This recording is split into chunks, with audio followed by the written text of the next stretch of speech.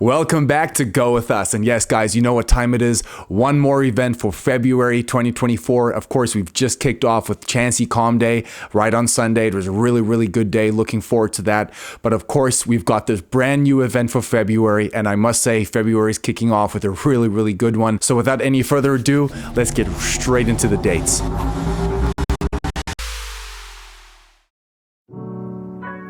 It looks like this year's Lunar Year Event is going to be starting on Monday, the 5th of February at 10 a.m., running all the way until Sunday, 11th of February at 8 p.m. local time. We have a total of 4 bonuses, and guys, it's probably a good time to say these 4 bonuses are really beneficial, starting off with number 1. Trainers have the increased chance of getting lucky Pokemon when doing trades. We're going to elaborate on this right now because honestly, this is debatably one of the best and probably the most underrated bonus in the entirety of Pokemon Go. I think we even said it in the previous Chansey video. Guys, those special trades, well, should I say, those lucky trades, if you like, that you can get are so beneficial. It gives you such a good chance at getting those hundos. And it's probably a good time to mention that we have a Dratini Spotlight Hour that's going to be happening on Tuesday, I believe, from 6 to 7 p.m. Guys, a really good budget Pokemon, a really powerful Pokemon to use in the game.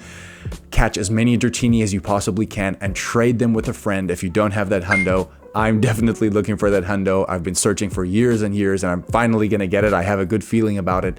So yes, please take advantage of this bonus. It's arguably one of the best in the entire game. Bonus number 2 is that we have an increased chance of becoming lucky friends with certain friends on our friend list. Guys, as you know, to get all the way till best friends and eventually get that lucky trade that everyone's been waiting for, again, this is such a good opportunity to take anything you like, especially in a special trade when it's something like a shiny Mewtwo or a shiny Rayquaza from last year. These are great trades to do because in that lucky trade, you never know what you might get. So grind on those friendships and try and get as many lucky friends as you can over this period. Bonus number 3 is that it looks like we're going to be able to get additional candy when throwing nice, great, or excellent throws when catching Pokemon. And it seems like this is being coupled with bonus number 4 because effectively the same thing is going to be happening for XL candy gains for trainers level 31 and up that also throw nice, great, and excellent throws when catching Pokemon.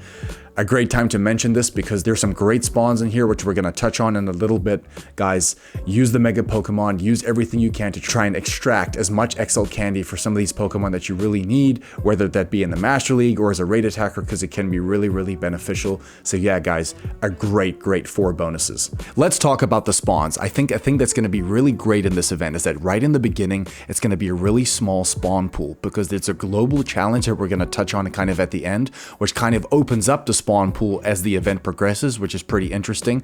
But spawning in the wild, we currently have Dratini, Magikarp, Shuckle, Fennekin, Skrelp, Noibat, and if we're lucky, we can even encounter Jangmo-O. Moving on to raids. In 1-star raids, we have Goomy, we have Dratini, and we have Dino in there. And 3-star raids, we have Druddigon, we have Turtonator, and of course, this is a great time to mention it, we have our brand new Pokemon Go debut. We have Drampa in there, and Drampa is going to be making its shiny debut as well for the very first time in the game, which is amazing. If anyone didn't know, Drampa is actually a dragon and normal type Pokemon, originally coming from the Galar region.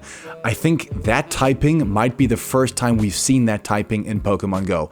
Please don't hold me to it, I may be wrong, but I can't recall another dragon and normal type Pokemon in the entirety of the Pokemon universe. So again, a pretty cool release in the game, and I wonder if it'll have any utility at all. In field research, we can encounter Dratini, Trapinch, Swablu, Gibble, Darumaka, Druddigon, Dino, Skrelp, Tyrant, Goomy, Turtonator, and Drampa. Probably a good time to mention this is the first time I believe we've been able to get Turtonator in field research, and of course the fact that Drampa is getting released as a debut, the fact that we can get that in field research with both shinies as well, I think is a really cool thing. Probably a task we're going to be looking to do for sure. A big complaint that's been coming from the Pokemon Go community has been about the paid timed research and how regular they've become throughout the events, particularly in the last kind of 2 or 3 months. And again, guys, this year is no different. The Lunar Year has got an exclusive paid timed research research for equivalent of $2, and we're going to be able to get rewards such as some XP, some Stardust, and some lucky eggs, and we're going to be able to encounter event-themed Pokemon of this event, and I have a feeling Drampa will probably be one of those. Let's talk about the global challenge of this event. So it looks like Niantic has added a little bit of variety to this Lunar Year event this year, because to be honest, it definitely needed a little bit of a freshen up, and I actually like what they've done here. So it seems like trainers are going to have to combine all over the world and throw 1 billion nice throws and catching Pokemon, which effectively, once that is complete, we're going to unlock 3 different features that are going to be added to this event.